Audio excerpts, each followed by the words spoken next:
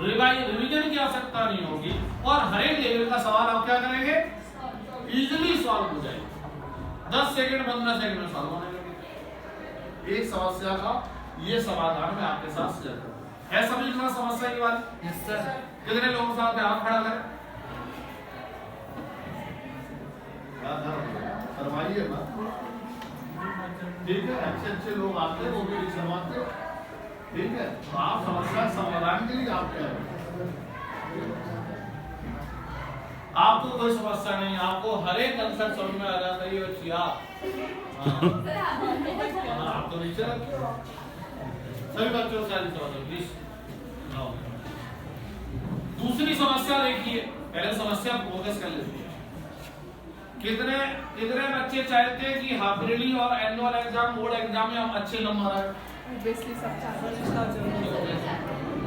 लेकिन मेहनत कौन बच्चा कर रहा है? सभी कर रहे हैं पेपर के समय, लेकिन नंबर हम इसके लिए आपको तरीका बताएंगे कि जब आप पेपर दें तो आता हुआ सवाल बिल्कुल भी ना छूटे। और बहुत बच्चों के साथ ऐसा होता है कि नहीं होता है। दूसरा, जो सवाल आपने लगाया है या सॉल्व किया है या हल किया है, उसमें तो सवाल गलत भी हो जाते हैं। इसका मतलब लगाया है तो आता होगा, पढ़ा होगा तभी तो लगाया। किस कारण गलत हुआ? यदि किस कारण गलत हुआ, ये कमी को आप पहचान जाओगे और उसे रिमूव कर दोगे पहले से यूनिट टेस्ट के माध्यम से, तो जब आप बोर्ड एग्जाम दोगे या किसी भी कॉम्पिटिटिव एग्जाम को दोगे तो गलती वो वहां पर होगी बताइए। तो जितना आता है वो सही करके आओगे और आता हुआ छोड़कर तो क्या होगा, आपकी परफॉर्मेंस क्या होगी, जबरदस्त हो जाएगा और इवन सिलेक्शन भी हो जाएगा और बोर्ड एग्जाम में 90% से ऊपर नंबर भी आ जाएगा। ये दो समस्या हर एक स्कूल में है, चाहे वो प्राइवेट हो और चाहे वो प्राइवेट वाला थोड़ा सा बढ़िया सा चोरी कर लेता, बढ़िया कपड़े और पैंट और प्राइस का आता है कि नहीं बताइए, ठीक है। ठीक है, तो आपको इस समस्या के हम क्या बता रहे हैं, कितने बच्चे चाहते हैं दिल से ये समाधान पे फोकस करना चाहिए अपने आपके करियर में, सभी बच्चे चाहते हैं। तो आपको ये समस्या का समाधान आज एक दिन में पॉसिबल है प्रैक्टिकली? बताइए, एक दिन में तो प्रैक्टिकली पॉसिबल है।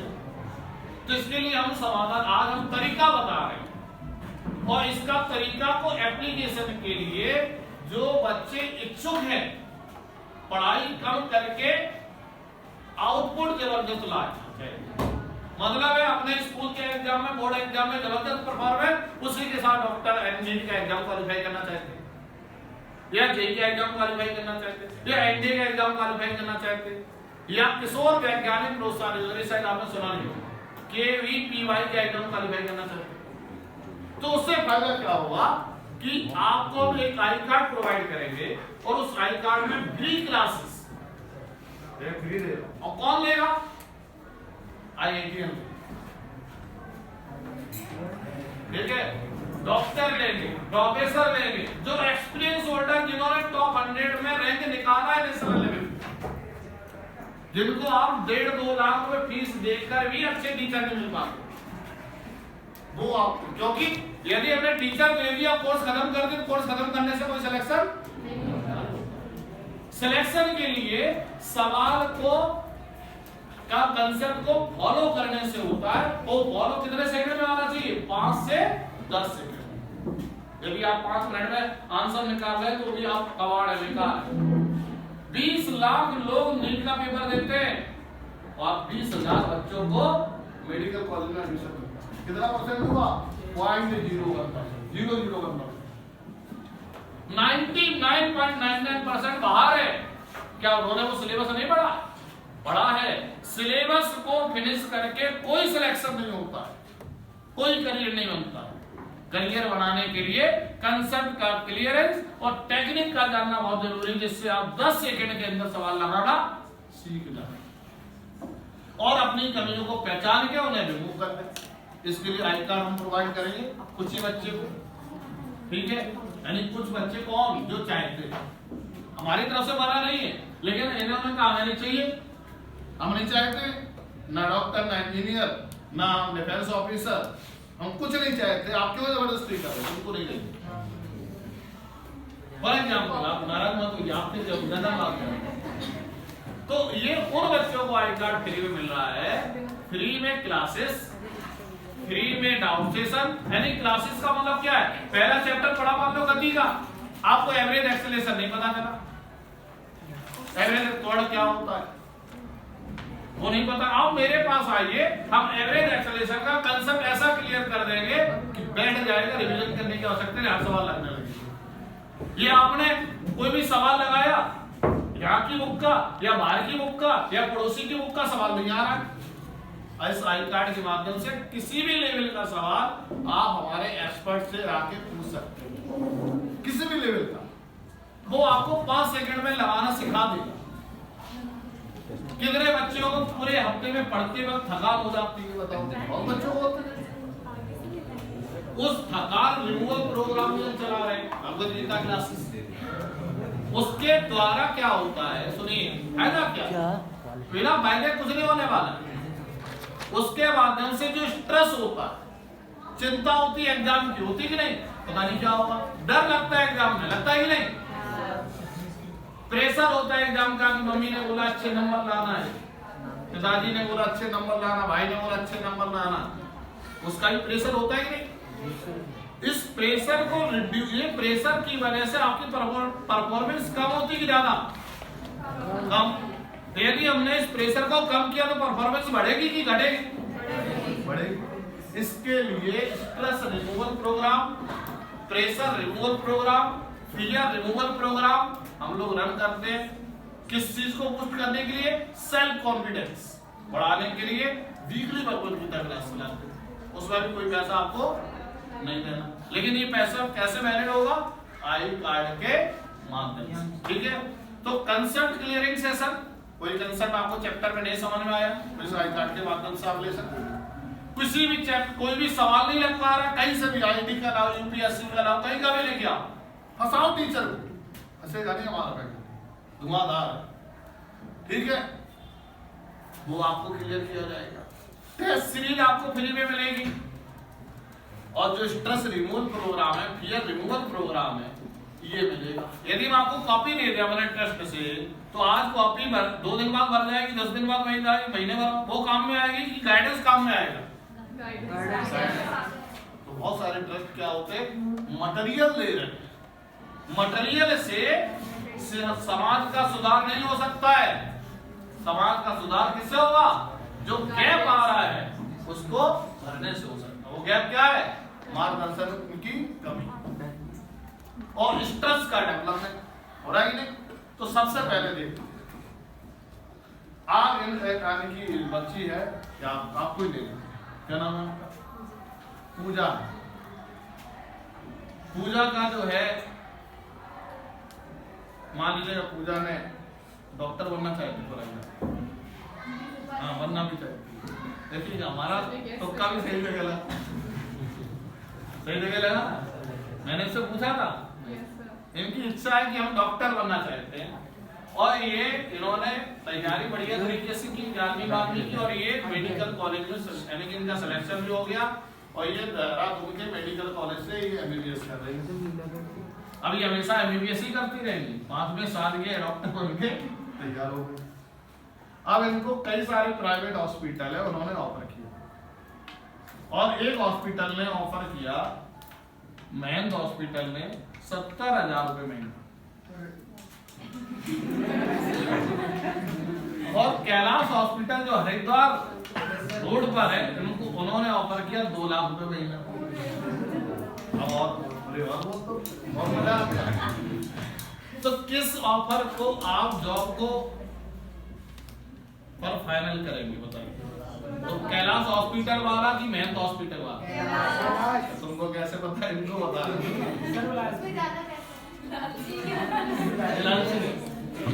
बताइए, मुझे बताओ कैलाश हॉस्पिटल में आप जाओगी कि महंत हॉस्पिटल में जाओगी, क्यों? ये अच्छा लगने से थोड़ी होता है, अच्छा लगता है, ये नहीं गलत बात। आप नहीं जानते, दोनों अननोन है आपके लिए। ऐसा थोड़ी कि आपका जॉब मेहनती दोनों कहलाता है। ये तो लगाव वाली बात नहीं है ना, प्रोफेशन से लगाव नहीं होता है, ठीक है। जब कोई बिजनेस करता है तो लगाव नहीं चाहिए, उसे दिमाग का यूज करना होगा, ठीक है। यानी कि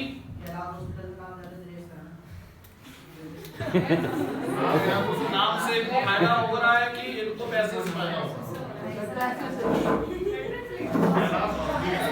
महंगा हॉस्पिटल है और अच्छी फैसिलिटी है और वहाँ पे डायग्नोस प्रॉपर होता है, महंगा उतना नहीं होता बेटा।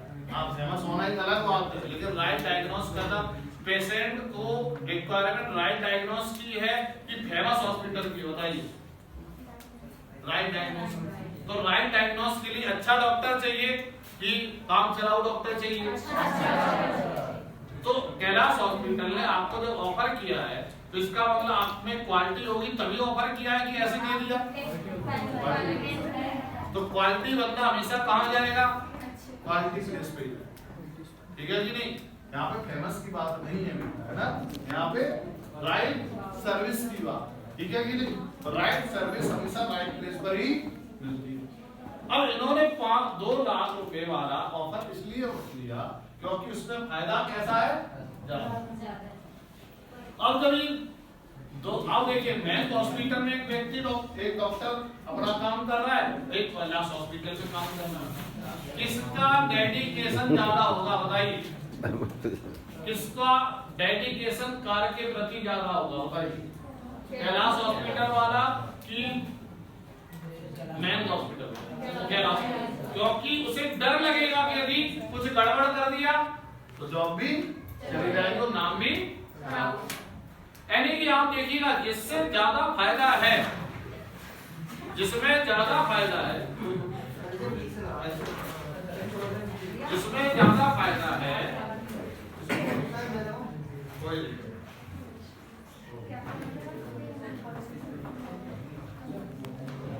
जिसमें ज्यादा फायदा है उससे फायदे से आपको क्या आ गया? इंटरेस्ट आया कि नहीं बताइए? पूजा को इंटरेस्ट आया, कार की। और कौन सा डेडिकेशन भी ज्यादा आया कि नहीं? तो फायदा से अपने आप क्या आएगा? इंटरेस्ट, और इंटरेस्ट से अपने आप क्या आएगा? कंसंट्रेशन या डेडिकेशन आएगा कि नहीं? और जब ये कॉन्सेंट्रेट होके किसी पेशेंट को देखेंगे तो राइट डायग्नोस करेंगे कि गलत डायग्नोस करेंगे? जब राइट डायग्नोस होगा तो ट्रीटमेंट राइट होगा कि गलत होगा? राइट होगा सर। तो पेशेंट खुश होगा कि ना खुश होगा? इनकी पब्लिसिटी बेहतर होगी कि नहीं होगी? हॉस्पिटल का भी होगा कि नहीं? इसका मतलब है फायदा सबसे बड़ी चीज है कि आप देखिए नीचे वाली चेन किसके द्वारा आई है? फायदे। फायदे से अपने आप क्या आया? इंटरेस्ट। इंटरेस्ट की वजह से अपने आप डेडिकेशन आया। डेडिकेशन से इनका माइंड अपने आप कॉन्सेंट्रेट हो गया, और कॉन्सेंट्रेट होके ये राइट डायग्नोस कर रहे हैं क्योंकि कंसेप्ट इनका क्लियर हो गया बीमारी क्या है। और जब राइट डायग्नोस करेंगे तो ये राइट अप्लाई करेंगे, और जब राइट अप्लाई करेंगे तो सॉल्यूशन क्या आएगा? राइट की रॉन्ग। इसी को फॉलो करते आप इसमें पढ़ाएं। किसी भी कंसेप्ट को पढ़ने से पहले, किसी भी कंसेप्ट को पढ़ने से पहले क्या करना है? फायदा देखना। फायदा देखना। कहाँ फायदा देखना है? डेली लाइफ में, जैसे तो यहाँ पर आप देखिए, इन्होंने जब 2 लाख रुपए पर मंथ की जब सैलरी को माना तो सबसे पहले इन्होंने फायदा पर्सनल देखा। क्या 2 लाख रुपए मिलेंगे, मजा आएगा। और दूसरा फायदा इन्होंने देखा कि जब हम अच्छे हॉस्पिटल में जाएंगे तो हम राइट डायग्नोसिस जी जान से करेंगे तो हमारा नाम भी होगा, और दूसरा साफ हॉस्पिटल का भी नाम, समाज का भी कल्याण होगा कि नहीं? सोसाइटी का भी वेलफेयर होगा। तो डबल फायदा इनको हो रहा है। तो डबल फायदा से क्या है? इंटरेस्ट जबरदस्त आ रहा है। इसी तरीके से जब भी किसी कंसेप्ट को जब हम पढ़ते हैं फिजिक्स में, केमिस्ट्री में, मैथमेटिक्स में, बायोलॉजी में, उसका पहले फायदा देख लो डेली लाइफ। मान लो हम भौतिक राशियां पढ़ रहे हैं, राशि और अदिश राशि। इसका दिन प्रतिदिन चर्या में कहां उपयोग है ये देखो।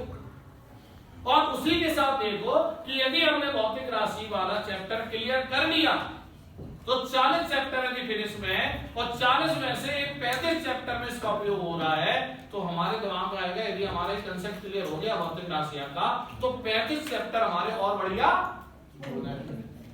यानी इससे डबल बेनिफिट क्या आएगा आ जाएगा। तो आप किसी भी कंसेप्ट किसी भी चैप्टर के किसी भी कंसेप्ट को पहले क्या देखें आपकी लाइफ में कितना फायदा है, प्रतिदिन चल रहे हैं उसका कितना उपयोग है, उसी के साथ पूरे सब्जेक्ट के कितने चैप्टर और कितने कंसेप्ट में इसका उपयोग है। ऐसा केवल ढूंढो, केवल ये चीज ढूंढो, अपने आप आपके माइंड में इंटरेस्ट क्या हो जाएगा, अपने आप आपका माइंड कॉन्सेंट्रेट हो जाएगा, अपने आप लोग कंसेप्ट समझ जाएंगे। गांधी मैं यहाँ पे रुक रहा हूँ, कंसेप्ट समझ आएगी। अभी जो फैकल्टी जो भी टीचर आपको कंसेप्ट समझा रहे हैं वो फायदा नहीं बता रहे हैं, इसलिए इंटरेस्ट नहीं आ रहा है, इसलिए आपका माइंड कॉन्सेंट्रेट नहीं, डायरेक्ट ऐसा होगा। यदि आप इस प्रोसेस के द्वारा करोगे तो अभी आप डायरेक्ट जब आप पढ़ रहे हो तो इसे पता नहीं चल रहा है कि कैसे फॉलो करें, और फॉलो इसलिए नहीं कर पा रहे क्योंकि कौन से पॉइंट है किसे फॉलो करना है पता नहीं चल रहा। लेकिन इस प्रोसेस के थ्रू जब कंसेप्ट को समझोगे तो कौन कौन से पॉइंट को ध्यान में रखना है, किन पॉइंट को फॉलो करना है, अपने आप को क्लियर हो जाएगा। और जब उसे आप फॉलो करोगे तो आपका जो आंसर है वो बिना कंफ्यूजन सही आएगा, और जो डेरिवेशन है वो अपने आप हर स्टेप को अपने आप क्या कर लेंगे, लिख लेंगे, और 4 में से 4 नंबर मिलेगा विदाउट एनी वीडियो। यानी कि आपने कंसेप्ट को जरा सोचो, कंसेप्ट को पढ़ने में कितना समय लगता है, मात्र 5 मिनट, और 100 सवाल लगाने में कितना समय लगता है, तो जरा सोचिए 100 सवाल लगाने में कितना समय लगेगा बताइए आप। मान लीजिएगा एवरेज सवाल 3 घंटे तो लग ही जाएंगे, 2 घंटे तो लग ही जाएंगे। 5 मिनट यदि डेडिकेट होकर यदि आपने पढ़ लिया तो 2 घंटे आप एंजॉय करेंगे कि नहीं। तो 5 मिनट जो आपने वर्क किया वो पेशेंस के साथ करना है कि नॉन पेशेंस के साथ, और इस प्रोसेस को फॉलो कर लो 5 मिनट, और 5 मिनट जब आप डेडिकेट होकर इस प्रोसेस को फॉलो करते हुए जब किसी भी चैप्टर के किसी भी सब्जेक्ट के कंसेप्ट को जब आप पढ़ेंगे तो इससे क्या आएगा आपके अंदर, वो की पॉइंट्स पता चल जाएंगे। और यदि आप इस प्रोसेस को फॉलो नहीं करोगे तो लगेगा कंसेप्ट क्लियर हो गया, लेकिन फॉलो किसे करना है ये पता नहीं। जब नहीं चलेगा तो सवाल आपके द्वारा टूटेगा नहीं टूटेगा, और जब सवाल नहीं टूटेगा डेरिवेशन भी होगा, पढ़ाई ज्यादा करेंगे और नंबर तो नंबर ज्यादा लाने के लिए क्या चाहिए, कंसेप्ट को समझने की जो स्ट्रेटजी है ये आपको क्या करनी पड़ेगी, फॉलो करनी पड़ेगी। ये तो हो गया थ्योरेटिकल सवाल की बात, डेरिवेशन की बात। अब मैं किसकी बात बताने जा रहा हूं, न्यूमेरिकल प्रॉब्लम। न्यूमेरिकल प्रॉब्लम किससे सॉल्व होती है, न्यूमेरिकल क्वेश्चन किससे सॉल्व होता है, फॉर्मूला से। आपको पता है कि किसी भी फॉर एग्जांपल नीट वाले, क्योंकि पूजा की बात आई तो नीट का ही आइडिया है, पूजा की बात आई तो किसका आइडिया आ रहा है, क्योंकि बनना चाहिए डॉक्टर, और डॉक्टर बनने के लिए सबसे पहले कौन सा एग्जाम देना पड़ता है, नीट में हर साल 20 लाख बच्चे लगभग अपीयर होते हैं, उनमें से मात्र 20,000 ही अच्छे मेडिकल कॉलेज में जा पाते हैं। तो आपको 19,80,000 की कैटेगरी में आना है कि 20,000 की कैटेगरी में आना है, 20,000। 12 बीबी है क्या बैठी है सर, 11 बीबी आएंगे अभी तक, किसी के पास फोन नंबर है उनको, मेरे पास है मैम, ठीक है कोई भी हम लगा मैम, वो जो मैम बोलिए उस पे भैया तो आप फोन लेके जा रहे हो, ठीक है, कॉल ये जाएगी शासन में, ठीक है, आप लोग इस तरह डिस्टर्ब मत कीजिए, शासन में जाएगा ये। तो यहाँ पर आप देखिए तो यहाँ पर ये बात क्लियर होगी नहीं। अब दूसरा पॉइंट है, कौन सा सवाल होते हैं? न्यूमेरिकल सवाल किससे सॉल्व होता है? क्या 20 लाख बच्चे जो बाहर 20 लाख में से 19,80,000 जब बाहर हुए, क्या उन्हें फार्मूला नहीं पता था? पता था सर। 20,000 बच्चों को भी पता था। अंतर क्या था? सॉल्व करना नहीं आता था। क्यों नहीं आता था? फॉर्मूला जानते थे लेकिन सॉल्व क्यों? क्योंकि उनके किस टर्म्स और कंडीशन उनकी क्लियर नहीं। हर फॉर्मूला जैसे b बराबर u प्लस 18 s बराबर ut plus r d square v square बराबर u स्क्वायर प्लस 2as, ये क्या है? मोशन के गति के चैप्टर के फॉर्मूले, इक्वेशन ऑफ मोशन। तो इनके हिसाब से मोशन यदि स्ट्रेट लाइन पे हो रहा है तो यही फॉर्मूला लगता है, मोशन ऐसे हो रहा है तो यही फॉर्मूला लगता है, मोशन ऐसे हो रहा है तो यही लग रहा है, पहाड़ी में मोशन हो रहा है तो यही लगता है, प्रोजेक्टाइल ने प्रक्षेप करती है तो यही लगता है, हर जगह यही लग रहा है। ठीक है, इन फॉर्मूला 20,000 वाले बच्चे उन्होंने लगा लिया और 19,80,000 वालों ने नहीं लगाया, जबकि दोनों लोग जाते हैं। क्योंकि इन फॉर्मूले को लगाने की क्या होती है? टर्म्स और कंडीशन, टेक्निक होती है। और जब बच्चा उस टेक्निक को फॉलो करता है तो बिना कंफ्यूजन 10-15 सेकंड में उसका आंसर आ जाता है। यदि वो उस टेक्निक को फॉलो नहीं करेगा तो कंफ्यूज हो जाएगा या ऑप्शन गलत वाला लगा के आएगा। दो में से एक ही काम करता है, लगाएगा तो गलत ऑप्शन मिलेगा या वो कंफ्यूज हो जाएगा, तुक्का मार देगा या छोड़कर आ जाएगा। तीनों में नुकसान है कि नहीं? तीनों में नुकसान। इसलिए हर फॉर्मूला जब इस प्रोसेस से कंसेप्ट को जब आप पढ़ेंगे बेटा तो इसके द्वारा जो फॉर्मूला आप बनेगा उसकी टर्म्स और कंडीशन आपकी अपने आप क्लियर हो जाएगी। वो हम इस प्रोग्राम के जरिए जो हमारा आई कार्ड वाला प्रोग्राम है, हम लोगों से जब आप पूछेंगे वो टर्म्स और कंडीशन पर हम विशेष रूप से फोकस करते हैं। जब टर्म्स और कंडीशन जब आपकी क्लियर होंगी तो फॉर्मूले को जब आप लगाओगे तो क्या कंफ्यूजन होगा? नहीं होगा। क्या आंसर सही ऑप्शन पे क्लिक होगा कि रॉन्ग ऑप्शन पे? फॉर्मूला 3 ही है। चैप्टर हर जगह मान लीजिएगा 12वीं का चैप्टर इलेक्ट्रो, वहां पे भी तो मोशन होता है। मैग्नेटिज्म है, मैग्नेट है वो मोशन नहीं करती है, वहां भी सवाल आता है मोशन का। रेल में भी मोशन होता है, हर जगह मोशन का, हर जगह मोशन हो रहा है। मोशन तो एक चैप्टर भी है और हर जगह मोशन हो रहा है। मैथ में मोशन है, 10th में मोशन है, 11वीं मोशन है, 12वीं में भी है, जेई में भी है, नीट में भी है।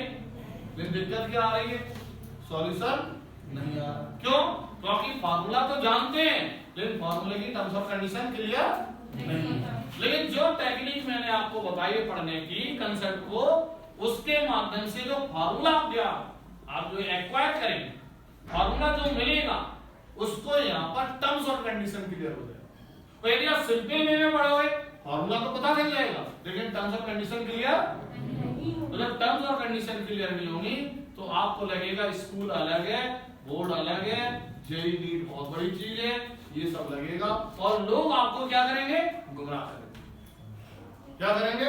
गुमराह। कोचिंग वाला मिला, कोचिंग वाले ने कहा यार जेई नीट की तैयारी अलग होती है, स्कूल वाला मिला, स्कूल की तैयारी अलग होती है।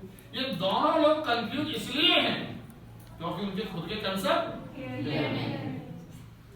ठीक है कि मेरे को पता नहीं, घंटा अगर कहा तो मैं बोल दूंगा ना ठीक है पता नहीं तो इधर चलेगा, लेकिन जो जाएगा उसका समय बर्बाद होगा, उससे स्ट्रेस होगा। इसलिए जब भी किसी फॉर्मूले को पढ़ो उसकी क्या पढ़ने जरूरी है? टर्म्स और कंडीशन। टीचर से पूछो कि इसे क्या टर्म्स और कंडीशन है जिससे जब भी इस फॉर्मूले को लगाने की बात आए जिससे हम फॉलो करते हुए हमें सही ऑप्शन मिल जाए या हमें सही आंसर मिल जाए। इस तरीके से आपको क्या करना पड़ेगा? पढ़ना पड़ेगा। ठीक है, अब अगला पॉइंट आता इसे हम लोग बोलते हैं रामबाण टेक्निक। क्या बोलते हैं? कितने बच्चे राम को जानते हैं बताइए? सभी जानते हैं। राम के नाम पे कितनी बार सरकार बनी है बता दीजिए? कई बार बनी है। राम का नाम लेके जब सरकार बन सकती है तो क्या आपका इनका सिलेक्शन क्या नीट में नहीं हो सकता है? हो सकता है। राम को फॉलो करके, राम बन के नहीं, राम को फॉलो करके। जरा सोचो, राम ने ऐसा क्या काम किया जिनका नाम हो गया? बताइए, कोई बता सकता? रावण को मारा, इन्होंने बात सही बोली। क्या राम ने ही युद्ध लड़ा? लक्ष्मण जी ने भी लड़ा, बहुत लोगों ने लड़ा, हनुमान जी ने भी, लेकिन नाम किसका हुआ?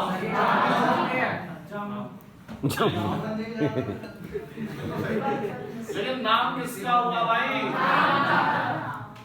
क्या पूरा युद्ध राम ने लड़ा? जरा सोचो, बहुत कम समय के, इसलिए बहुत ज्यादा पढ़ने की आवश्यकता नहीं, कम पढ़ो और नाम हो जाए, मतलब अच्छा परफॉर्मेंस होता है। अब उनकी बात को थोड़ा एनालाइज करते रहा। राम जो युद्ध को जीते उसमें दो लोगों का रोल था, एक विभीषण का रोल था, मेरा हनुमान जी का भी था, लेकिन दो अलग चीजें थी। विभीषण को तो एक अलग चीज थी, हनुमान के अलावा उनका मेन रोल था। ठीक है, ठीक है, बता। विभीषण ने सीधा बताया था कि आप इनकी नाभि में तीर मारिए, रावण आपका टारगेट पूरा हो। लेकिन राम को शुरुआत में बता दिया था, क्या राम यानी कि राम को विभीषण ने शुरुआत में बता दिया था, क्या उसी रात में राम जो है जाके तुरंत जो है रावण को मारने लगे? नहीं, उन्होंने सबसे पहले क्या किया? पेशेंस रखा और पेशेंस के साथ युद्ध को लड़ा जी ने। और कई बार वो हारे भी, कई बार वो हारे भी। उन्होंने अपनी कमियों को हारे तो उन्होंने देखा कि हमारी कमी कहाँ है, जिसकी वजह से हम क्या कर रहे हैं, हार रहे हैं। जबकि आई राइट, रावण दिलाओ। उन्होंने उस कमी पर काम किया, सोचा, उसको सुधारा। उन्होंने देखा कि हम राइट डायरेक्शन में तीर चला रहे हैं। विभीषण ने बताया राइट ये नामी को मारिए, लेकिन रावण 1 किलोमीटर दूर है और तीर जो है 900 मीटर पे जाके गिर गया, रावण मरेगा। यानी कि यदि आप स्टडी को भले ही आप राइट डायरेक्शन में कर रहे हैं और यदि वो इफेक्टिव नहीं हो पा रही है तो कहीं ना कहीं क्या है, कमी। तो फिर देखा कि जब रावण जब लड़ रहा था तो तभी वो हार गए। तो देखा कि ऐसा क्या है कि मैं तीर को सही दिशा में चला रहा हूं तो भी मैं हार रहा हूं। तो देखा कि पावर उनके साथ काम कर रहा, क्योंकि रावण बहुत बड़ा डिवोटी थे लॉर्ड शिवा, ठीक है नहीं? तो वहां पर उनका पावर उनको सपोर्ट कर रहा था। वो जब भी कोई युद्ध लड़ने आते थे रावण, तो पहले वो हवन करते थे, पूजा पाठ करके आता था, वो पावर लेके आता था। उन्होंने बोला ये पावर हमको सपोर्ट नहीं करता, यदि वो पावर हमारी तरफ शिफ्ट हो जाए तो तीर सही दिशा में तो चल ही रहा है, लेकिन पावर के साथ चलेगा तो नाभि में हिट करेगा। तो पावर क्या है? अब उन्होंने नवरात्रि के बाद शायद आता है दशहरा। कितने बच्चे जानते हैं नवरात्रि के बाद दशहरा आता है? कभी सोचा? ये पावर को शिफ्ट करने के लिए राम ने प्रे किया। राम ने क्या किया? प्रे किया, माता रानी की प्रेयर की, मंत्र पढ़ा। हर मंत्र के बाद एक फूल चढ़ा देते थे, कमल का फूल, ठीक है। नौमी का दिन था और लास्ट फूल जो है वो क्या हुआ, हट गया, इधर उधर डिस्टर्ब हो गया। और डिस्टर्ब हो गया तो फूल उठाने के लिए उठना पड़ेगा, और जब उठेंगे तो उनका जो तपस्या वो क्या हो जाएगी, तो उन्होंने दिमाग लगाया। अब क्या किया जाए, ऑप्शन ही नहीं है। तो उन्होंने दिमाग लगाया बिना भय के। ध्यान देना, उन्होंने माता रानी बोलती थी या कौशल्या माता बोलती थी कि आपकी आंख भी किसके समान है, कमल के समान। वो आइडिया अनकॉन्शियस माइंड से कॉन्शियस माइंड में आया, किसके, राम। जब अनकॉन्शियस माइंड से कॉन्शियस माइंड में जब ये आइडिया आया तो बिना भय के, ध्यान देना, बिना चिंता के, यदि आप टूट गई तो देखूंगा क्या, और लोग कहेंगे यार आपके तीर वाले पागल था क्या, बिना भय उन्होंने तीर अपनी आंख की तरफ ले गए और ये सोच के साथ कि आंख निकाल के यही चढ़ा देंगे और हमारा टारगेट क्या हो जाएगा, पूरा।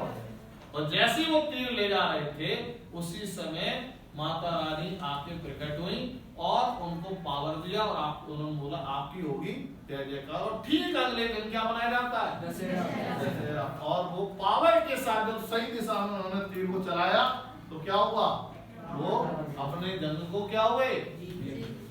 तो यदि आप स्टडी को ये राइट डायरेक्शन और 1 किलोमीटर की दूरी है, राइट मैग्नीट्यूड तो नहीं है, कई लोग चला रहे थे, कोई हाथ में लग रहा था, कोई टांग में लग रहा था, यानी दिशा के साथ क्या जरूरी है? दिशा जरूरी है स्टडी में कि राइट डायरेक्शन जरूरी है? बताइए। राइट। और राइट डायरेक्शन किसको बताती? वेक्टर को कि स्केलर को? वेक्टर। सदिश राशि। सदिश और अदिश राशि में केवल यही अंतर है कि सदिश राशि में राइट डायरेक्शन होती है और अदिश राशि में डायरेक्शन होती है।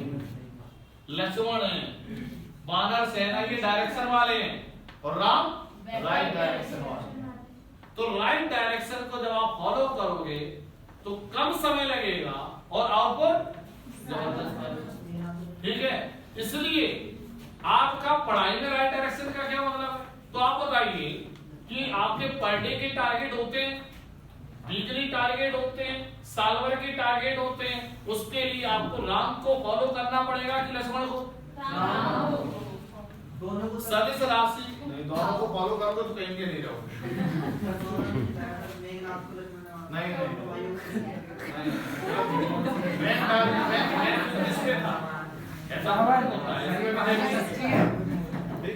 अब दूसरा पार्ट देखिए, ये बात क्लियर हो गई? सदिश राशि में दिशा कैसी होती है? निश्चित की अनिश्चित? निश्चित वो सदिश राशि। और आपका जो टारगेट है उसको यदि पूरा करना है तो आपको निश्चित दिशा में स्टडी करनी पड़ेगी, अनिश्चित दिशा में? इसका मतलब किसको फॉलो करना पड़ेगा? सदिश राशि को फॉलो करना पड़ेगा कि अदिश राशि को? क्लियर? कोई डाउट तो नहीं? ऐसा तो नहीं मैं कह रहा हूं आप हाँ नहीं जानी करते। क्लियर हो रहा है? तो यदि आपने डायरेक्शन का केवल ध्यान दिया, पढ़ने चले गए, स्कूल पढ़ रहे हैं, कोचिंग पढ़ रहे हैं, केवल पढ़ ही रहे हैं, लेकिन आउटपुट कुछ आ नहीं रहा है, तो मेहनत बहुत है और आउटपुट 0 बचे। तो ये क्या है? अदिश राशि को फॉलो करना है कि सदिश राशि? अदिश को। तो अदिश से जीवन हो जाएगा बर्बाद और सदिश से जीवन हो जाएगा आवाज। तो इस वजह से जिंदगी के हर एक टारगेट, पर डे का टारगेट, वीकली टारगेट को पूरा करने के लिए किसको फॉलो करना पड़ेगा? सदिश को कि अदिश को? और पूरी फिनिश में ध्यान देना, मैं पूरी फिनिश की बात कर रहा हूं। पूरी फिनिश के कंसेप्ट किसी भी चैप्टर का भौतिक राशि से कनेक्टेड होगा कि नहीं? ये भौतिक विज्ञान का मतलब क्या है? भौतिक राशि। और भौतिक राशि का क्या मतलब है? सदिश राशि और अदिश राशि। राइट? इसका मतलब किसी चैप्टर का कंसेप्ट सदिश राशि से रिलेटेड है, इसका मतलब उस कंसेप्ट को पढ़ते वक्त डायरेक्शन या दिशा का ध्यान देना होगा कि नहीं? देना होगा, क्योंकि निश्चित दिशा है। और यदि कोई चैप्टर का कंसेप्ट अदिश राशि से रिलेटेड है तो क्या यानी कि उसको ध्यान क्या यानी कि उसको डायरेक्शन का ध्यान देना पड़ेगा कि नहीं? नहीं देना पड़ेगा, क्योंकि डायरेक्शन निश्चित नहीं है। तो कब डायरेक्शन का ध्यान देना, कब नहीं देना, ये किससे क्लियर हो रहा है? सदिश राशि और। इसलिए यदि चैप्टर क्लियर कर लिया तो पूरी फिनिश के कंसेप्ट को हम इजीली समझकर अप्लाई कर सकते हैं, मतलब कब डायरेक्शन का ध्यान देना और कब नहीं देना। और इसका यूज कितना है? हर एक चैप्टर में, क्योंकि हर एक चैप्टर में क्या है? या तो सदिश या अदिश। और जो सदिश से रिलेटेड है कंसेप्ट उसमें डायरेक्शन का ध्यान दे दो, और जो अदिश से रिलेटेड है उसमें डायरेक्शन का ध्यान नहीं देना। नहीं तो सॉल्व करो, आंसर सही है। तो यहाँ तक हमने आपको कंसेप्ट को समझने का एक तरीका बताया है। इसलिए राम नहीं बनना है, ना बन पाओगे। राम की बातों को क्या करना है? फॉलो करना है। राम की बातों को आपने फॉलो कर लिया, क्या फॉलो करना है? राइट डायरेक्शन में स्टडी करनी है और पावर के साथ करनी है।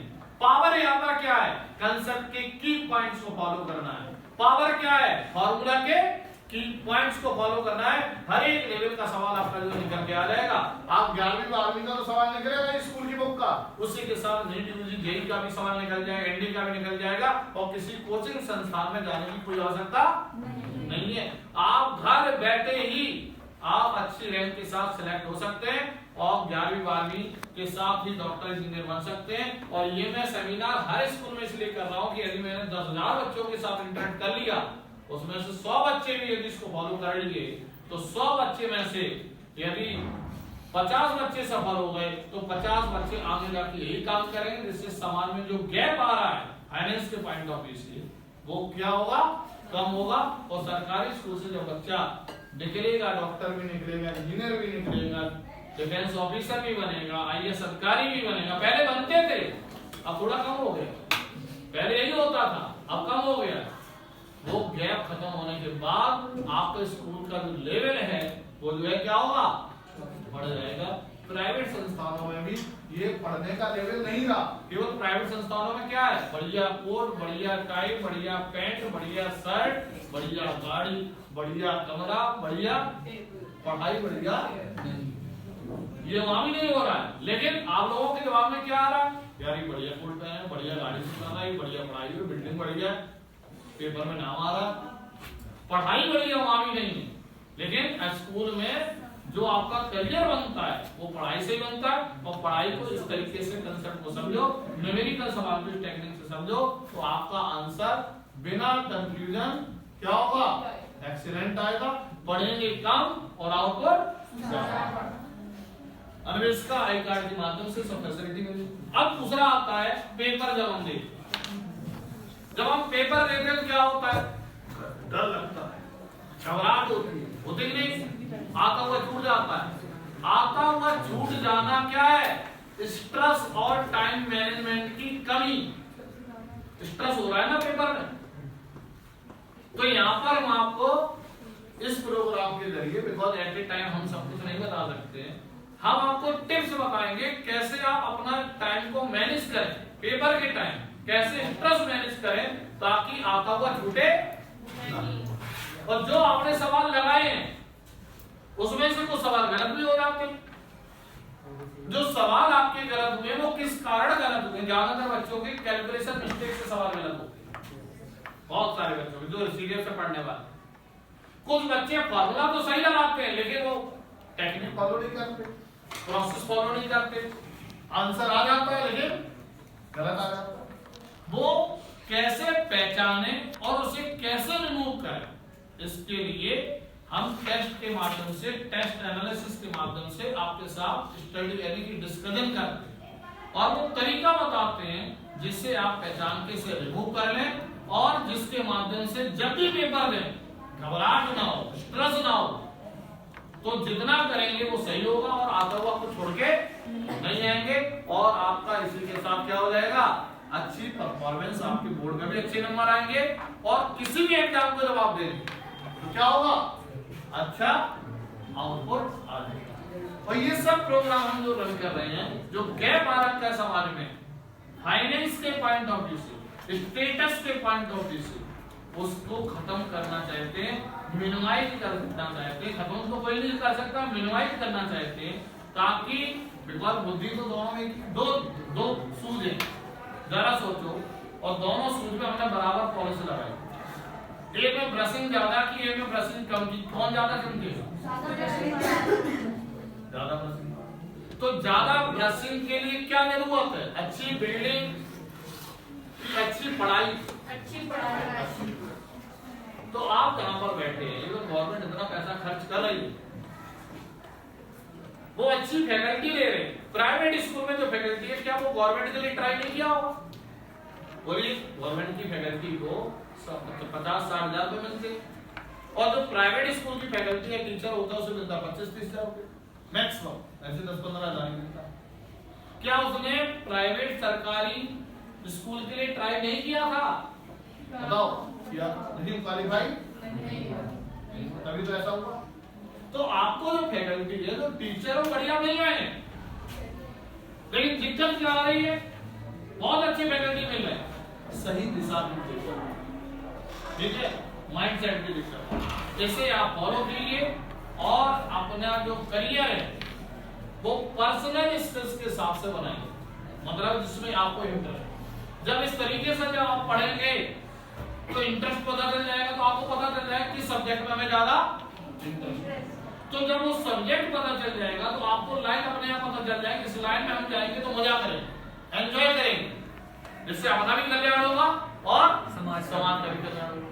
तो उससे क्या होगा, आपका आउटपुट भी ज्यादा है। तो यदि आप ध्यान रखिए, किसी के माइंड में कोई भी क्वेश्चन है, कोई भी प्रॉब्लम है, वो मेरे से पूछ सकते हैं, क्वेश्चन आंसर से।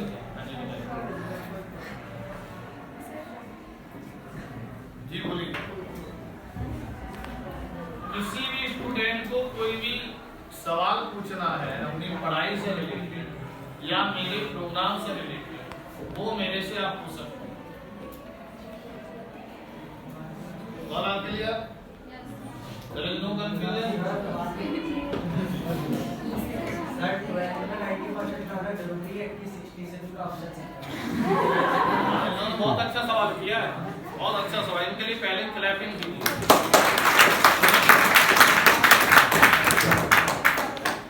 बहुत सारे पेरेंट्स का भी इन्वॉल्वमेंट है सर। नंबर फर्स्ट पेरेंट, फिर दूसरे नंबर पे बच्चे। पेरेंट्स अपने बच्चों को प्रेशर देते, अच्छे नंबर लाओ, अच्छे नंबर लाओ, अच्छे नंबर कहते। किसी भी कॉम्पिटिटिव एग्जामिनेशन में, जैसे नीट हो गया, जेईई हो गया, अदर एग्जाम हो गए, केवल एलिजिबिलिटी क्राइटेरिया होता है 55% जनरल कैटेगरी, कितना, और मैक्सिमम होता है 60%। बहुत अच्छा होगा 50% के ऊपर नहीं। वो एलिजिबल है यदि 90% वाला बच्चा बैठ रहा और एक 60% वाला, सवाल जिसने ज्यादा बढ़िया लगा दिए वो सिलेक्ट हो जाएगा, इसका कोई रॉन्ग। लेकिन यदि आप अच्छी पढ़ाई करोगे, इस प्रोसेस से पढ़ाई करोगे, तो क्या नंबर ज्यादा नहीं आएंगे? आपको क्या लगता है? कोई और क्वेश्चन बताइए। चलो भाई।